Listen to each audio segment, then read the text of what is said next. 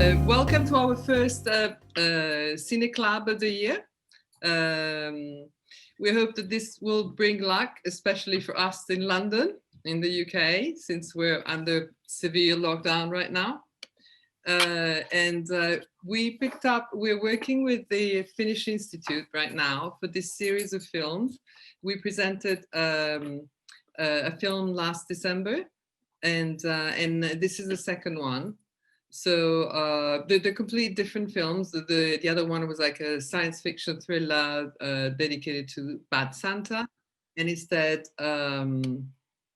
this one it's definitely, I mean, a more complicated story. Well, you're really quite a few people today. Yes, we're all in, I guess. Yeah, fantastic, great.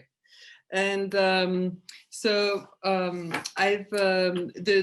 filmmaker couldn't be with us tonight, so what I did is I pre-recorded an interview with him that we just had a few weeks ago.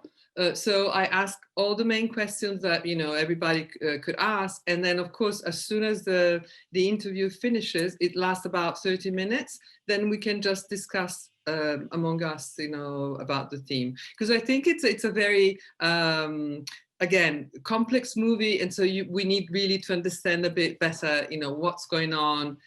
If, of course, I was just joking in the posting saying, oh, dominatrix and all this, but BDSM, which is, it's really what the film talks about, but it's actually used as a therapy, for a man that's been suffering and they went through lots of grief. And so, I mean, there are lots of ways to take care of yourself or to cure yourself.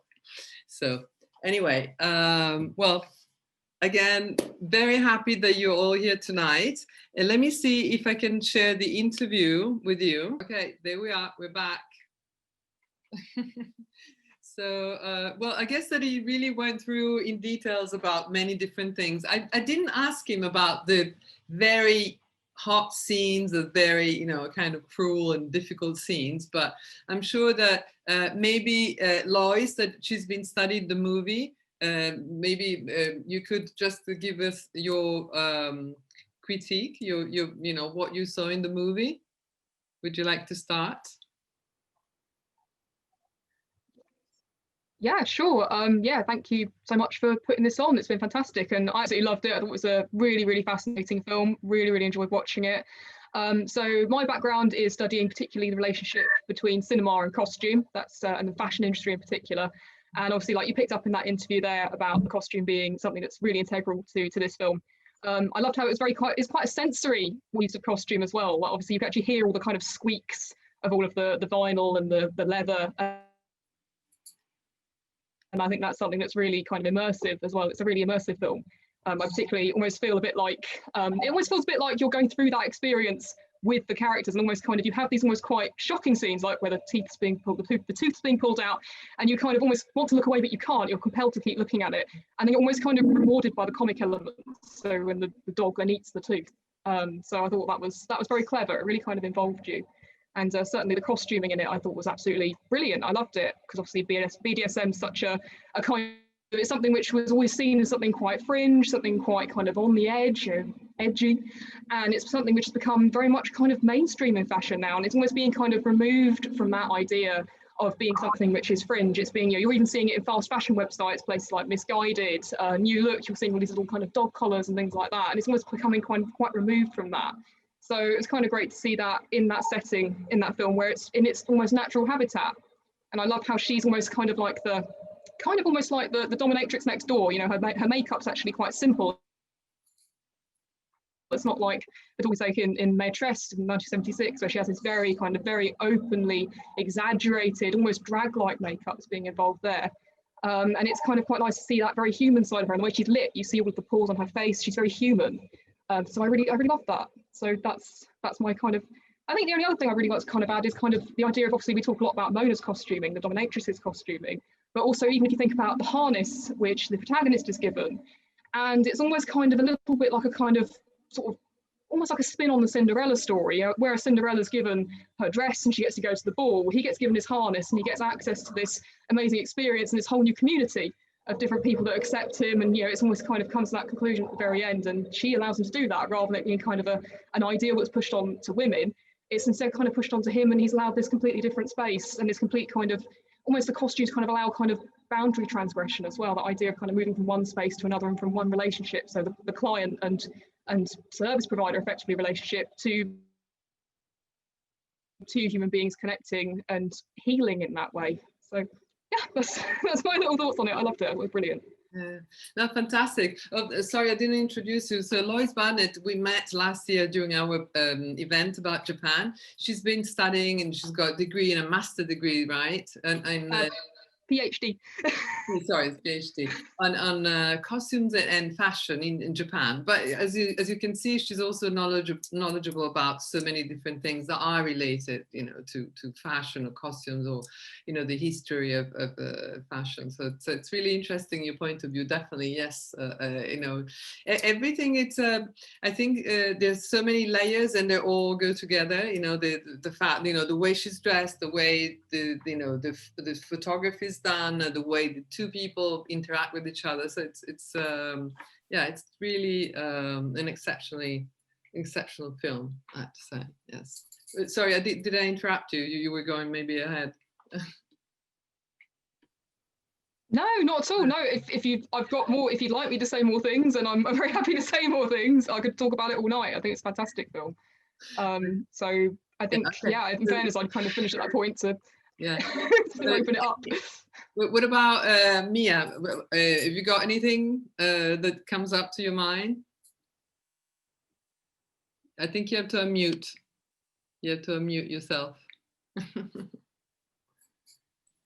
Okay, great. That's something we all need to go through at least once, the unmuting. It was quite an interesting kind of watch, and I liked how you picked up on the resemblance of the film to a comic strip. But speaking of like colors, for example, have you noticed that the real life was portrayed in kind of like quite dark colors, quite kind of like hazy? Kind of beiges and greyish colors, whereas the nightlife, the time of his awakening, the beginning of his awakening, so all the dark stuff was always like really vivid, really sharp, or kind of contrasting primaries again, which I think is quite self-explanatory. But it was still subtle, and all the scenes, the BDSM scenes, for example, they could have been done really kind of like harshly and kind of quite crudely, you could imagine. But I think they were done really tastefully. So all the intensity, all the connection, all the tension between the characters was captured in there. But it wasn't disgusting. It wasn't like outrageous. So. When the director was talking about it, the focus wasn't essentially on the BDSM aspect. It was on the story, on the development of the characters. So I thought that was done subtly. It was still shocking in places, but I think he kind of like balanced it well. And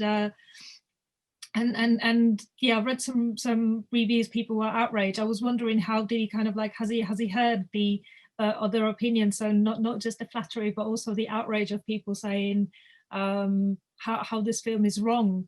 I'm always curious about, because it's quite a controversial, like the first layer is quite a controversial kind of the visual side is quite controversial, but yeah, I was wondering if anyone's got kind of like any like opinions about that, and kind of like does that make sense? Yeah, sure. So, well, it's a non-traditional film, so everybody's got different reaction. Have we got any negative reaction to the film, which we of course we accept? No. What about you, Christian? Hello, can you hear me? Yes. I'm just trying a new thing with my microphone. I don't think it's a negative reaction. I think the fact of you finding yourself and finding a space to explore and being happy, I think it's just wonderful. And this is the the thing with the main character. So from that, I think that's like a positive. Independently, what the people do, if people don't hurt, I mean, like, I mean, there's a lot of heart in the film, but no heart like ruining a person. I think is good. I mean, if the person feels good and everyone around this feels good, I think that's positive. I think really like it. No, in terms of the film, I think Lois and yeah, and Mary, she said, yeah, they point out really great things in terms of the costume and the lights. For example, the lights on the yeah, in the tattoo shop, that's really good, and the contrast, green, red, that's really cool. And yeah, I think I have one thing that's I think I felt a little bit not 100% sure. That was the beginning. I'm not sure if everyone felt this, that the beginning was a bit slow, and then there was a lot of material and things going on. I don't know if that people felt this as well, because there was a lot of material. The topic and the environment was full of things. So did anyone felt the beginning slow? Yeah, I mean, the changes of pace in a film, I think that kind of like kept you kept you occupied and kind of engaged in a film, because yeah, you kind of like added to the story as well. Because if it was all the same pace, then like it might have been, Yes. It could be a bit slow in a way, but the changes of pace and interaction of the audio and the visuals, so the lights and all, I think it kind of really kind of speeding up and slowing down, and like the relationship with her daughter, for example, we know very little about that, except that it seems fine, but it isn't. So there is like, Yeah. you know, hidden stories, and it slows down, it speeds up, and yeah, it just works really well with the storytelling of it. Yeah, there is this thing. Sorry, go ahead, Kristen. Yeah, there is this thing of that I really like it is like the Finnish culture, and you really feel it. And there is this kind of relationship between family, and it's not dry, but it's just, that's what it is, and that's how they are. And I had the feeling, but the beginning, we had all the introduction of the main character, and then is really kind of flat, and then we have the first meeting point, and then we have this red, and this point I felt really into the film, and I said, whoa, this is great, man. It's many things happening at the same time. Yeah. Well, I was just reading the chat, and so both Maria and Catherine were saying about the soundtrack. The soundscape is great. So do you want to say anything more, Maria, about this?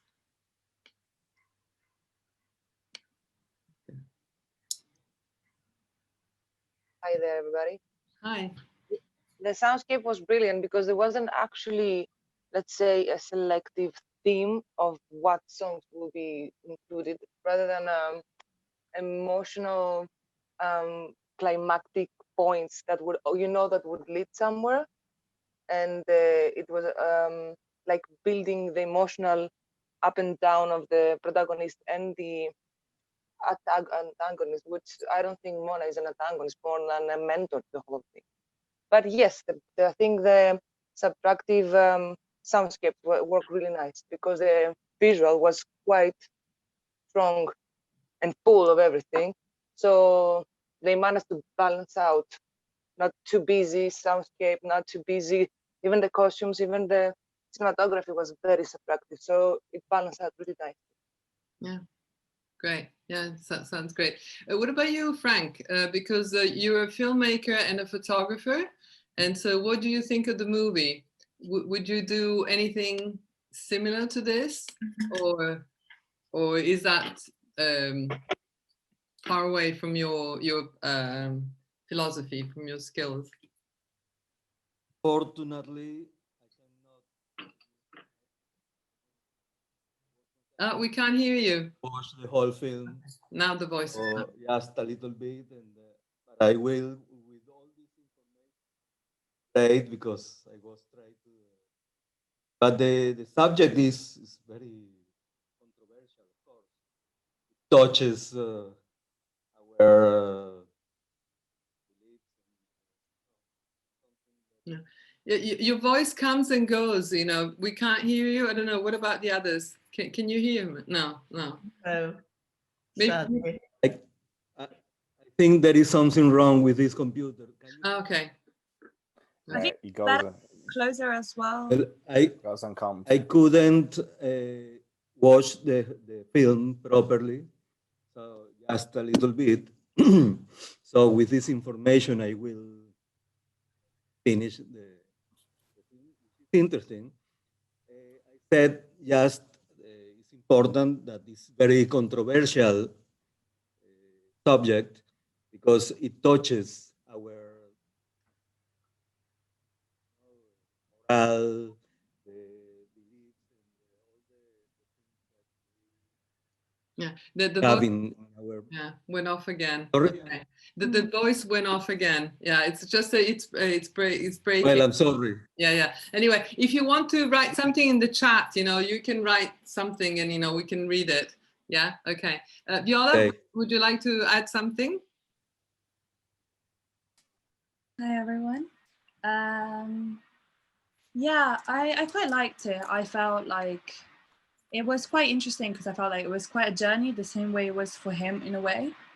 And I just felt like, you know, I think I got like towards the end, I started being like, do I actually like this movie? Because I was just like, I don't really feel like I'm actually getting what I wanted. Like he's going through this journey, but I was like, how is this benefiting anyone? You know, like it was felt that there was going to be a breaking point. And then the breaking point came, and once again, sort of the satisfaction left. You know, he leaves. She's just like, you know, they both go back into their own positions that they've been since the first time they met.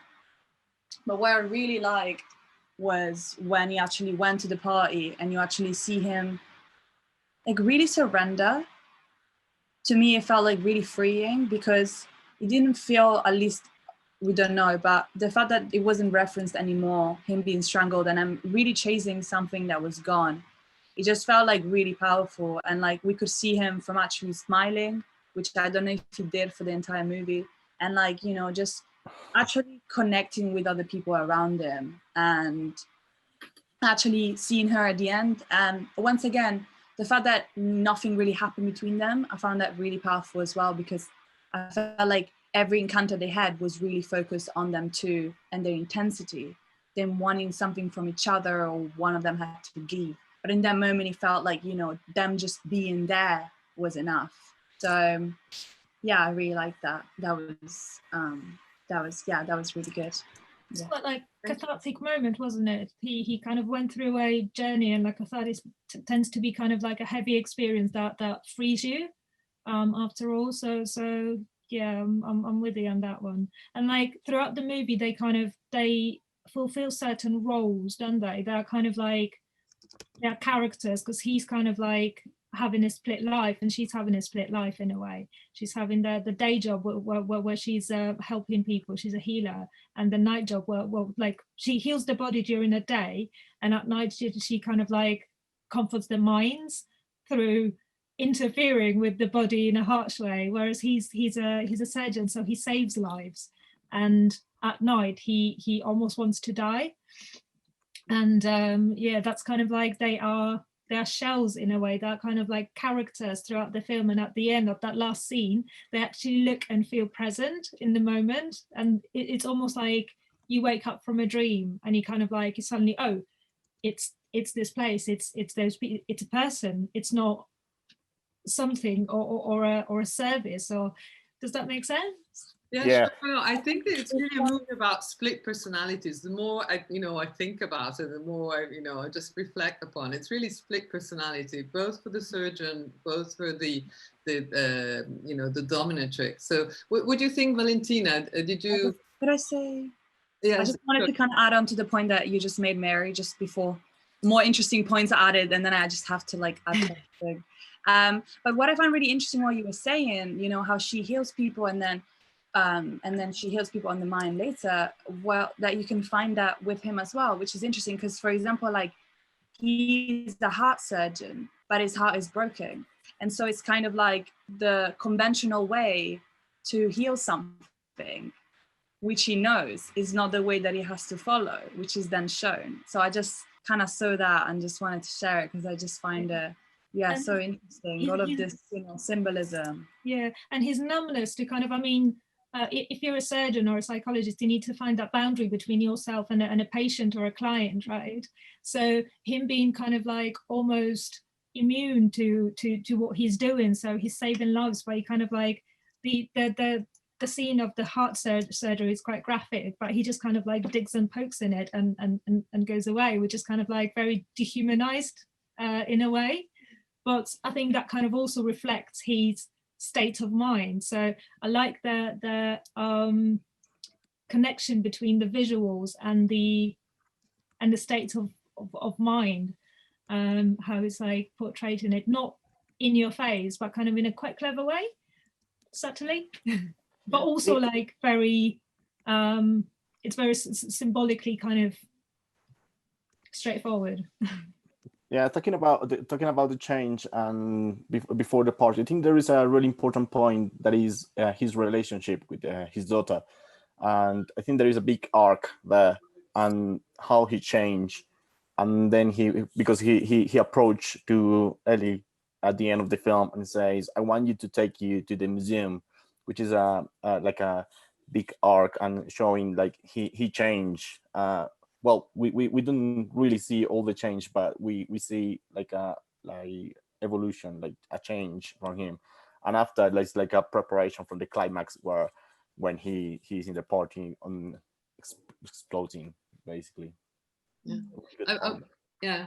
I was reading just in the chat that June was talking about the way he was fathering the girl, you know. Yeah. So do you want to add anything, June?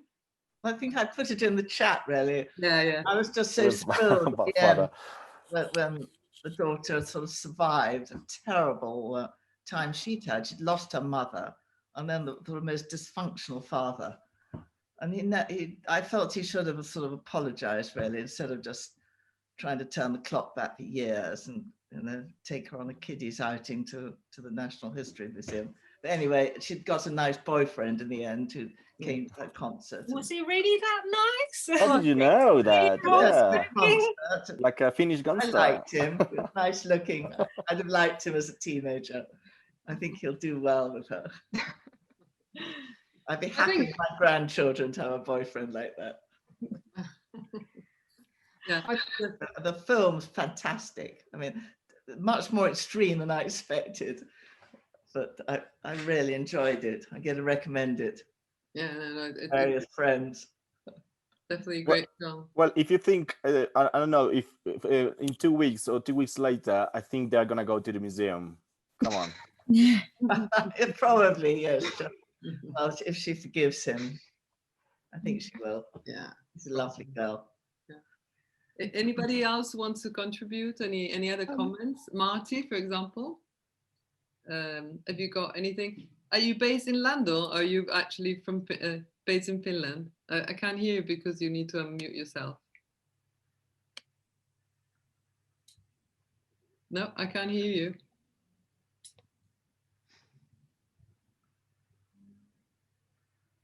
Nope, silent.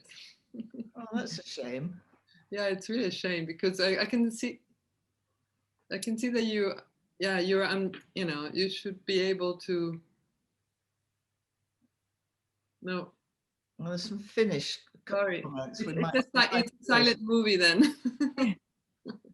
Sorry about that. If you want to add anything in the chat, that'd be fine. Absolutely. So anybody else, like Vernon, Catherine, I'm sure you got something to say. Let's see if she's around. I feel like Lois wanted to make a point. So you maybe raising your hand.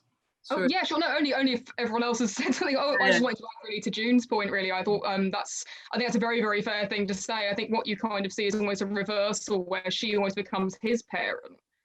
And we've talked a lot there about humanization. That's been something we've talked about quite a lot this evening. And in some ways, I think one of the kind of morals of the story, in some ways, it's quite a sweet thing. At the very end of it, you see. They're in the club, you see people of all shapes, sizes, ages, colours, you name it. Every kind of person is having a great time in this BDSM club. And I think kind of the moral of the story is, you know, anybody could be into this, and that's okay. You know, it could even be your dad. And obviously, the only problem is when it becomes obsessive, and that's something that was touched on in the interview with it being compared to the romantic comedy trope of the stalker. That's when it's something which becomes more dangerous and more sinister. But overall, I said, you know, it is quite harrowing to see this young girl essentially having to kind of check up on her father, and kind of where you think of the old idea of kind of the father going, where have you been tonight? Why have you got a cut on your face or anything like this? It's reversed completely. And I think kind of the subtext at the end of the story is you kind of see them both in that club, you kind of think, oh, maybe he's going to be okay. But you never really get that answer. I think that's a really, really fair point. You kind of think, well, is this a resolution, or is this just kind of an entry to a fantasy world? Is this kind of an escapism, which, as I said, what makes it dangerous earlier on in the film is when obviously he's not taking responsibility for his kind of everyday life because he's so obsessed with pursuing this alternative one. So yeah, that was my kind of take on it. I think a lot of times these kind of ideas of BDSM as being something which is sinister or something which is dark, something which, you know, only perverts do for talking's sake, and instead it's, you know, obviously it's something, particularly now we've got the internet, it's something that literally anybody can be involved in. You wouldn't have an idea who, what, or how, or why, and these communities can actually obviously for some people be very, very enriching experiences, which is what the film I think is kind of the moral of. So yeah, I really liked how it questioned that. Yeah, totally. Yeah, well, as I was saying, you know, to Jukka-Pekka, you know, it's like, you know, he picked up one of the many things that, you know, people could do as a therapy or, you know, as a way of release. And, you know, and this is one of them, you know, I mean, he could have gone to a psychiatrist, he could have gone traveling, or, you know, just destroy himself. But, you know, he went through, you know, a very healing process, I think, I mean, from the end of the movie. So, well, maybe we'll leave it here. I think we really, I mean, we just heard all kind of, you know, the soundscape and then, you know, the philosophy behind and the relationship. Well, it's a film about relationships. So I guess that's what we get out of it, you know, whatever color there is. And also the fact that, yeah, I wanted just to add one more thing is that we only see the sun and a very nice situation only at the beginning, and then it's like a nightmare. So, you know, it's only that countryside with the sun, everything is nice, and then all of a sudden, you know, it's like an explosion, and then everything goes dark, and, you know, he becomes like a robot-like, you know, figure, you know, doing everything that he can. So, but yeah, I think it's a movie that we can discuss for a long time. And always find something new in it. Yeah, absolutely. Yeah, we could go on for ages. But thank you very much for coming. Next week we got the Argentina CineClub. It's a very interesting thing, completely different from this one. It's a docu-fiction about the Malvinas, so the Falklands Island, reenacted by real soldiers. You know, then they went back to civil life, and so it's pretty interesting. So next week Argentina. And then following, we got Denmark, and at the end, Iceland. So this month, January, is going to be really full on. I hope you can follow. I mean, if you're free during lockdown, maybe you can come to our CineClub. I'm coming next week. I'll see you next week, Paula. Thanks for organizing, Paula. Bye-bye, everyone. Bye. Thank you. Bye-bye. Thank you for coming. Thank you. Cheers. Bye.